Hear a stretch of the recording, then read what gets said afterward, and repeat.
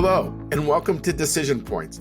My name is David Markowski. I'm the Ziegler Distinguished Fellow at the Washington Institute and Director of the Project on Arab-Israel Relations.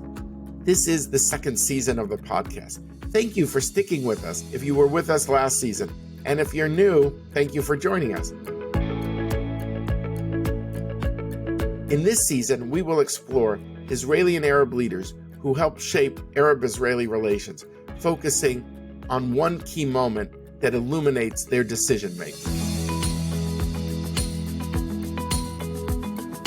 It is remarkable timing that just as we're beginning our new season, the news comes across that Israel and the United Arab Emirates have agreed to normalize their relations and sign a peace treaty.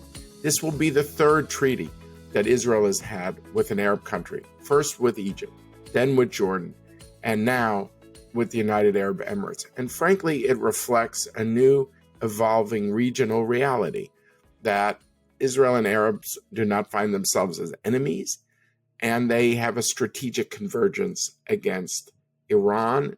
So they have found themselves suddenly, instead of being adversaries, to be more like partners. And a lot of this is going on under the table, security cooperation, this idea of also technology as the Arab states think about how to digitize their economy and not be so focused on oil. So what we now have with the treaty is what used to be under the table, suddenly the table is disappearing. This could be a seismic event, bringing together two of the most technologically focused countries in the Middle East. The question is now, will there be follow-on agreements with other Gulf states?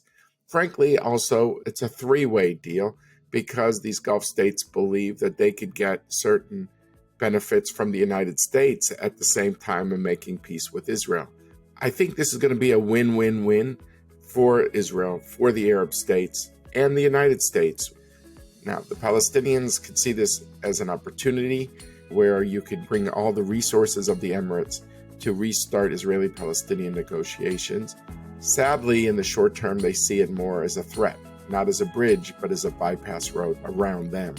So we'll need to see how this plays out. But there's a lot of prospects here.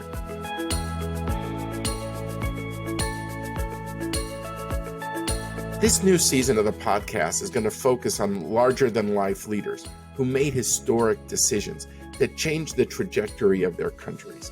And often it's in the area of peacemaking. It's hard to imagine that at a time that the Arab world, at the start of Israel's existence, was dead set against the establishment of a Jewish state, suddenly that these kinds of peace treaties would have even been imaginable. Let's return to history. Let's return to Israel's iconic first leader, David Ben Gurion. He had to make a historic decision as well. The resolution of the DAC Committee for Palestine was adopted by 33 votes, 13 against, 10 abstentions. On November 29th, 1947, the United Nations voted to partition Palestine into a Jewish and an Arab state. 6 months later, on May 14th, 1948, the British were scheduled to pull out their last troops, bringing an end to the British mandate in Palestine. In the months between these two events, contentious debates divided the leadership of the Yishuv, or the Jewish community in Palestine. The question on the table was existential: to immediately declare a state and risk invasion by better armed Arab states, or accept an international ceasefire, potentially throwing away any chance of declaring the Jewish state. At the center of these debates was David Ben Gurion. David Ben Gurion, Israel's founding father, immigrated from Poland to Palestine in 1906. Dedicated towards building and leading the Yishuv, Ben Gurion worked as a journalist, a union leader, and eventually as head of the de facto state-in-waiting, the Jewish Agency, before becoming prime minister. Ben Gurion hoped Zionism could forestall the looming catastrophe facing the European Jews under Adolf Hitler. Ben Gurion's long-held belief was that stateless Jews were defenseless Jews, and this was confirmed with the rise of Hitler. Ben Gurion was crushed that Zionism could not win British support for statehood in the 1930s. Because the Jewish state didn't exist, Ben Gurion believed millions died and hundreds of thousands were stuck in displaced persons camp. right after the war. But coming to a consensus regarding statehood was anything but easy. In theory, the November 1947 UN partition plan for an Arab and Jewish state, combined with the British decision to end the mandate in mid-May 1948, should have set the stage for transition. Yet the Arab states bitterly denounced partition. Intercommunal fighting broke out at the end of 1947 between local Palestinians and Zionist Jews. Senior U.S. officials predicted a bloody war between a nascent Jewish state and the Arab world. The U.S. was determined to remain neutral, wanting to avoid bloodshed and keep the Arab world on America's side during the Cold War and keep pumping oil during the post-World War II recovery of Europe. U.S. Secretary of State George Marshall pressed hard for an international trusteeship to forestall the creation of a new Jewish state, starting with a 3-month ceasefire. On May 12, 1948, the Zionist Provisional Government gathered for a marathon, 14-hour meeting to debate the issue of statehood. I'm delighted to be joined by one of Israel's leading historians and experts when it comes to David Ben Gurion, Professor Anita Shapira.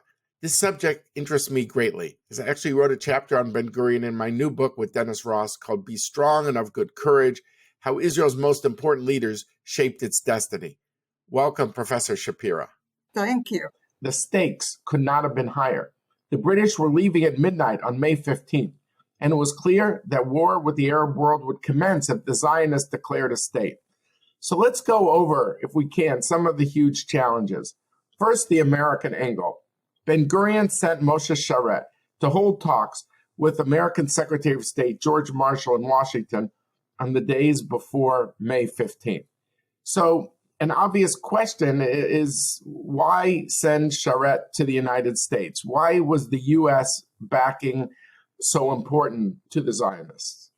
I think that it was impossible to imagine a Jewish state created in Palestine without the tacit support of the United States.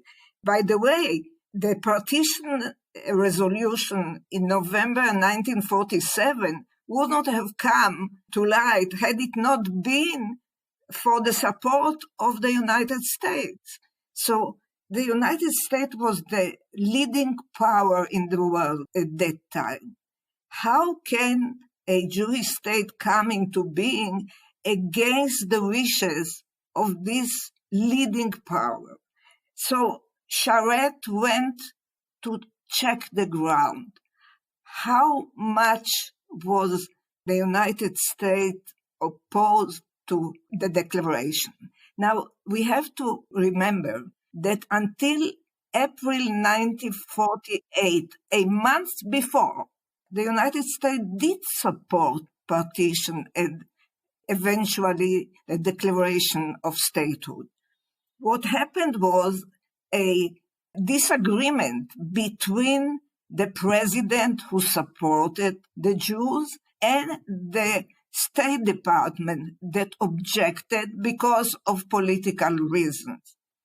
So Sharet went to Washington to try and see what is the depth of American objection. Would America object forcefully or would advise us to avoid a declaration?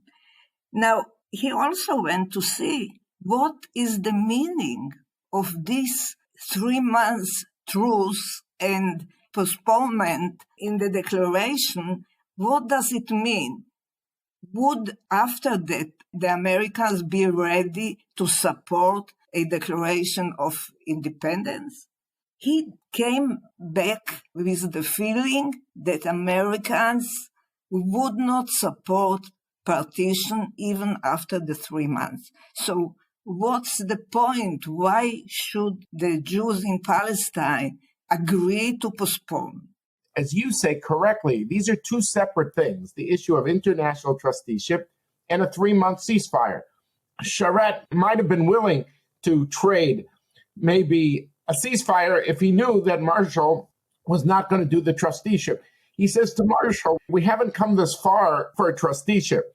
According to some of the biographers on Ben Gurion, and I don't know if it's accurate, and I defer to you as kind of the leading authority on Ben Gurion, some of the writers said that when he briefed Ben Gurion on his meetings with Marshall, Sharet said to Ben Gurion, I think he's right, meaning we should postpone, at least on the issue of a ceasefire. And that Ben Gurion said, give the full report to everybody tomorrow. Tomorrow's the big meeting, but don't add, I think he's right. The 4 words, I think he is right, yes. This is a very well-known version of what happened. This is the version of Ben Gurion, because Sharet did not agree to this version. Sharet was hesitant regarding the declaration, but eventually he supported Ben Gurion. So he did not want it publicized that he was hesitant. If the comments were 6-4, then that means Sharet was decisive in a certain way. Ben Gurion had a big impact.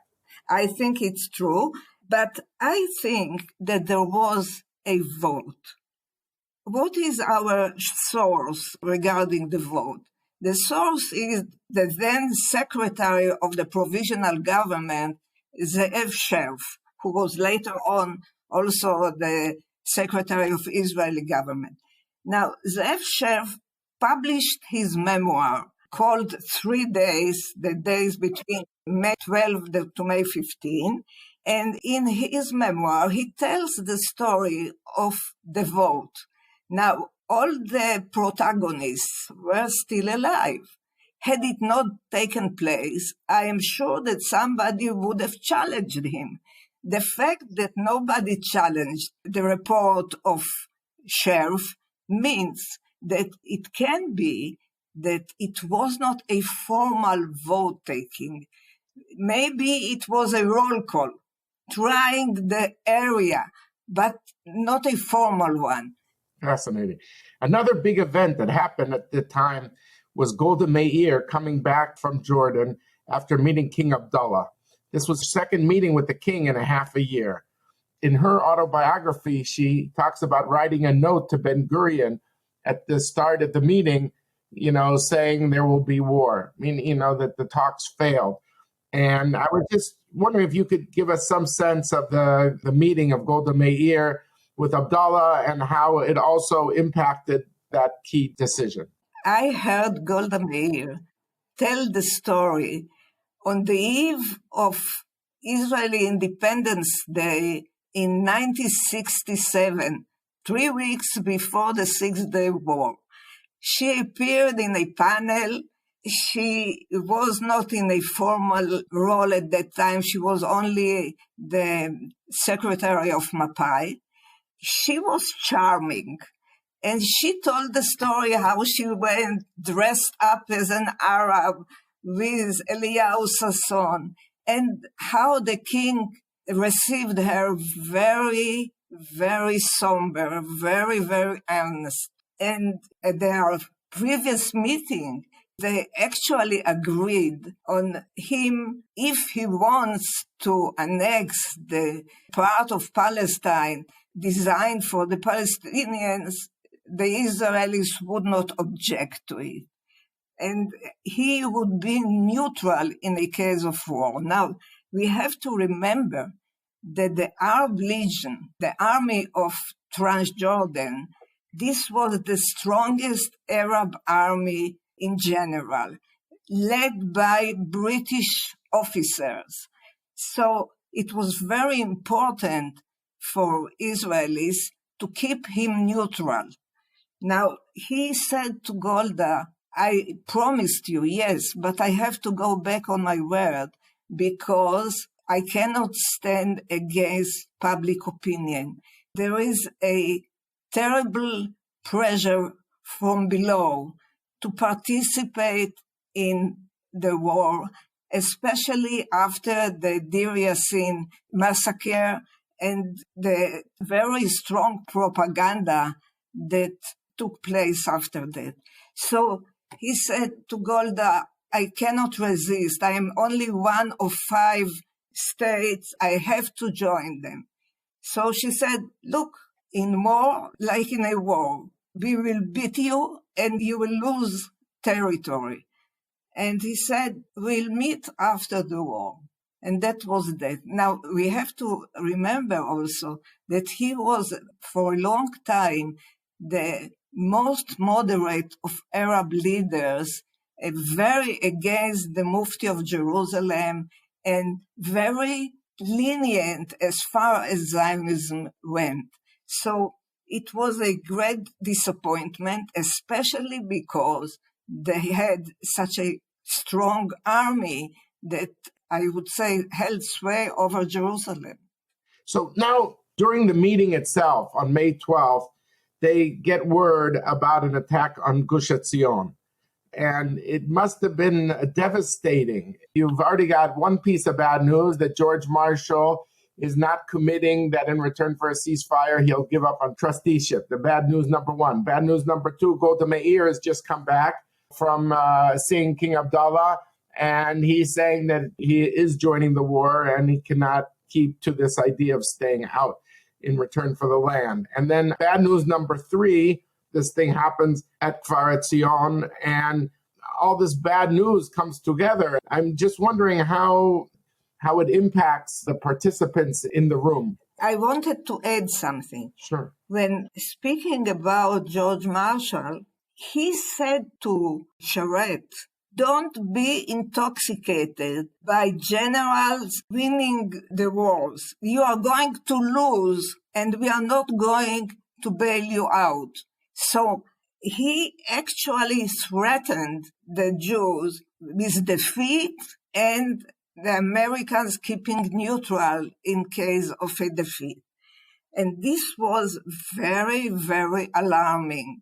Now, add to that the fact that the Arab Legion already joined the fighting in Gush Etzion, the fact that in the Gush Etzion we had a massacre of the defenders after they surrendered by Arab militias. All this, they heard the radio, the last missions from Gush Etzion during the meeting. It was terrible. But Ben Gurion said, yes, Gush Etzion fell, but this does not mean that we won't have a Jewish state. To get back to what you said about Marshall, there's no doubt that by the U.S. being neutral on one hand, but yet, as you pointed out, the British were funding the Arab Legion and leading it. Mr. Glubb, the Zionists didn't see it as an even battlefield in this regard. You've got the fourth piece I want to ask you about, which is Galili and Yisrael Galili and Yigael Yadin, the two generals who clearly seem like they would like this ceasefire. No. They came straight from the field. The fact was that during the last 7 months, there was a war going on between the Jews and the Palestinians. And the Palestinians were beaten. They were defeated. But the war went on all the time. And the army, or I would say it's partially militia, partially army, it's still not a formal army because there was no state. They were getting ready for the invasion that was supposed to take place the day after the British evacuate, which was on May 14. So they were put the question by the politicians. What are our chances in a war against the Arab states, against Arab regular army, not the Palestinian militias? And it was a very difficult moment because on the one hand, they understood the stakes. On the other hand, they did not want to give a wrong impression. So Yadin said, 50-50 chance. I thought that when they were pushed on the 50-50 comment by one of the politicians, Yadin or Galili said, well, actually, the 3 months would give us more time. Many of our people, up to maybe 40%, are not armed, are soldiers. He said 50-50 up front, but then when pushed, he kind of seemed to say it was less than 50-50. Yes, but Galili softened his words, and the general impression was that it's a chance, but I would say they did not want to commit themselves. Yeah. So Ben Gurion is hearing all these bad news and not this fantastic, enthusiastic, come on, we could do this tomorrow. But Ben Gurion is very focused on being decisive. Say something else about Ben Gurion, his ability always to be, on one hand, both analytical but unambiguous. Ben Gurion learned from Churchill. In one of his letters to his wife from London during the Blitz, he wrote, "History is not made by leaders, it is made by the masses. But in crucial moments, a bold, courageous, and wise leader makes the difference between defeat and victory." Now, he meant Churchill, but the same thing applies to him at this moment. He was willing to take a calculated risk. Now, he knew the risks. It's not that he was not afraid. Golda said he was afraid, but this did not prevent him from doing what he thought right. Now, he explained very clearly to those assembled that a ceasefire would work to the disadvantage of the Jewish state. And that this moment is the moment now or never, because what's happening is that the British are evacuating the country on May 14, and there is no such thing as a vacuum. If there is a vacuum, who will rule the country? Now, he knew very well that the future Israeli public supported him very, very strongly. And the Jewish street in Palestine was booming with enthusiasm for the declaration of statehood. So he knew that he had the support, a very broad support, even though the people who were assembled to decide with him were very, very cautious. Now, I want to tell you a story regarding the 4-9 vote. I gave a presentation a few years ago in London on the eve of Israeli Independence Day, and I told the story of that day on May 12th. And the moderator asked me the question, what would Ben Gurion do had the vote gone the other way? And I answered off the cuff, he would have made them change their mind. Now, the audience burst laughing, but I was completely serious. He would not have left that room without a decision regarding independence. So we have to understand Ben Gurion. He was, on the one hand, using all the reasoning possible, but at the end, he brought to bear his personality, his conviction, his strength. And people followed him because people in such moments, they look for leadership. And he had this quality. That's fantastic. I mean, I think part of his leadership to me seemed that he was always able to weigh what are the risks of action versus what are the risks of inaction, and what are the implications of not acting. Who fills the vacuum, as you said correctly, after the British leave and you don't declare a state? If you cannot justify to your people a state when the British are leaving, then how can you ever justify it? So I completely agree with you about his gravitas, his sense of leadership, that he was able to make clear what are the stakes. And if Sharet was hesitant the night before, and maybe he turned out to be the decisive vote, then that question you were asked in London was not theoretical. It seemed to me that Ben Gurion's gravitas was very persuasive at one of the most decisive moments of Jewish history in 2,000 years. That's right. That's right.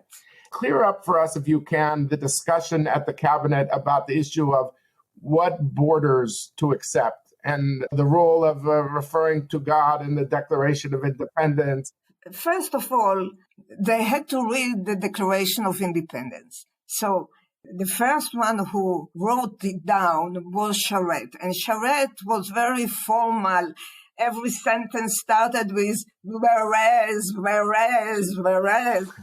Now, Ben Gurion took this draft and crossed out all the whereas and made out of it a historical document, not a legal one. And the result was that the first part of it dealt with Jewish history and the connection with the land. And the second part was describing the policy of the state as a democratic, liberal Jewish state. Now, there was a question by one of the participants, why don't you mention borders in the declaration? So Ben Gurion answered, there is no need to declare borders. The Declaration of Independence of the United States does not mention borders as well. We don't know what the borders are going to be. If we win and we succeed, maybe we go beyond the borders of the UN. We should not commit ourselves at this stage to any kind of borders. The other question was, everybody was supposed to sign the declaration, which means both religious and super atheists. How do you make good for both sides? So Ben Gurion wrote Tzur Israel veGoalo, which means the rock of Israel and its redeemer. Now, the expression talked about God, but by eliminating the redeemer, you could mean the strength of Israel. So in this way, you could compromise between the religious and the secularists. So you look at Ben Gurion's diary after he started apparently a new diary when he declared the state, and he said now that the fate of the state is in the hands of the security forces. It's hard, to get into somebody's head, and we could see his diaries. You probably dug so deep you could see who people he talked to. Did he allow himself any sense of exultation, satisfaction at this historic moment that he had spent decades trying to reach? Ben Gurion was a very restrained person. He did not project deep feelings, even though he had them. So he did not say anything apart from what he wrote. Jewish state was declared, its fate in the hands of the security forces. But on that day, he also wrote in his diary, everybody is rejoicing, and I feel again like a mourner among the rejoicers. Everybody was dancing, everybody was singing, and he felt like a mourner because he knew what the prize is going to be. Now, there is a very nice story. After everything was finished and they went home, after singing Atikva and saying Shechayanu Vekimanu, after everything, Ben Gurion went home. And Golda Meir and another member of the cabinet thought that it would be nice to bring Ben Gurion, the man who gave birth to the state, to bring him flowers. So they went to Ben Gurion's home and knocked on the door with a bouquet of flowers.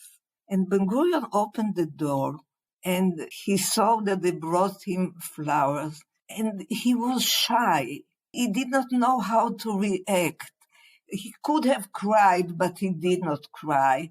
But he behaved as if he does not deserve this kind of honor. When did he allow himself to be somewhat emotional? There is talking about the Holocaust, there's a scene of him going to the DP camp. Yes. And he meets with the Holocaust survivors. And I think his name is Judah Nadich, is the chaplain who writes in his diary. And he's speaking to them in Yiddish, I believe. That's right. He started by saying, Brüder und Schwestern. Brothers and sisters. And he broke and cried. And everybody in the hall cried with him. It was such an emotional breakdown. All the emotion that he kept inside, that he never gave expression, broke out at this moment. Because this was someone who dedicated his life to the idea of a Jewish state. And he saw like a race between Zionism in the 30s. We have to get there before the Nazis implement their horror. He didn't know 6 million, of course, and he couldn't think of gas chambers, but he kept saying the ground is burning, and didn't turn out this way. The British didn't allow it. So I think for him to confront these people directly, it's got to be a moment of uncontrolled emotion. He's meeting them face to face. All the pain that was hidden inside him came out at that meeting. It is remarkable. You know, Israel may have had many founders, but he stood above them all. And he had a laser focus, a relentless focus on building a state. And, you know, Israel had many dramatic decisions, but there could be no more dramatic decision than this one, the founding the state itself. And as you point out, that it was the gift of history that the Zionists had David Ben Gurion at that moment. We have to remember that Ben Gurion's decision to go to war and to send the young people to their death was the first such decision that a Jewish authority took since the time of Bar Kokhba. And this was also just 3 years after the end of the war and the Holocaust. What an enormous chance, what an enormous courage, what an enormous risk. So here we are. This was the moment that made the difference, that really made the difference. And that's how Jews all over the world accepted it, with great enthusiasm, even though they knew the sacrifices that have to be made. Well, Anita, you have certainly helped us understand the depths of that decision greatly. We're just so fortunate to have you, and we only wish you much strength for 120 years to keep going, to keep educating us. I just want to say thank you very, very much. Thank you. Thank you very much. David Ben Gurion was a complex, strong-willed leader who was dealing with a very daunting task. He faced internal division, external threats, and he faced the prospects of personal failure. He took the risk of declaring the state immediately, despite the threat of invasion and the lack of support from American allies. When the time came for him to make a decision, it became the most consequential decision point in Israeli history. Thank you all very much for listening. Please go to your favorite podcast app and subscribe, rate, and review Decision Points. And please tell your friends. I've also recently published a book co-authored with Ambassador Dennis Ross on 4 key Israeli leaders called Be Strong and of Good Courage, How Israel's Most Important Leaders Shaped Its Destiny. I want to thank all of those who made this podcast possible. Our coordinator, Basha Rosenbaum, a researcher, Scott Boxer, Jeff Rubin, Scott Rogers, and Carolina Krauskopf of the Washington Institute, Richard Myron and Anouk Millett of Earshot Strategies, and Paul Woody Woodhull of District Productive. Thank you all.